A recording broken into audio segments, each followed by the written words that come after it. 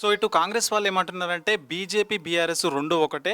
So parliament సెగ్మెంట్‌లో BRS మొత్తం గూడా బీజేపీకి సపోర్ట్ జేసింది. ఇప్పుడు బీజేపీ వాళ్ళైతే బీఆర్ఎస్‌కి సపోర్ట్ జేస్తున్నారని జెప్పేసి కాంగ్రెస్ వాళ్ళు అంటున్నారు.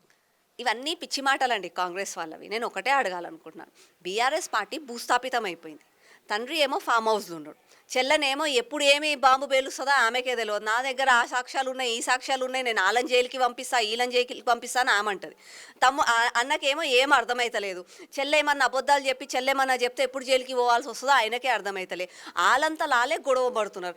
అట్లాంటి పార్టీ భూస్థాపితమైన పార్టీని ఒక జాతీయ పార్టీ, జాతీయంలో మేము అధికారంలో ఉన్న పార్టీ మాకేం పట్టిందండి ఆళ్ళతోటి పొత్తు పెట్టుకోవడానికి. ఈరోజు బీజేపీ ఇండిపెండెంట్గానే పోతుంది, ఇండిపెండెంట్గానే గెలవాలనుకుంటుంది. ఇది క్లియర్ కట్ అండి. బీజేపీ తప్ప అక్కడ ఏ పార్టీ వచ్చినా అక్కడ మొత్తము ఎంఐఎం దగ్గరనే ఉంటుంది.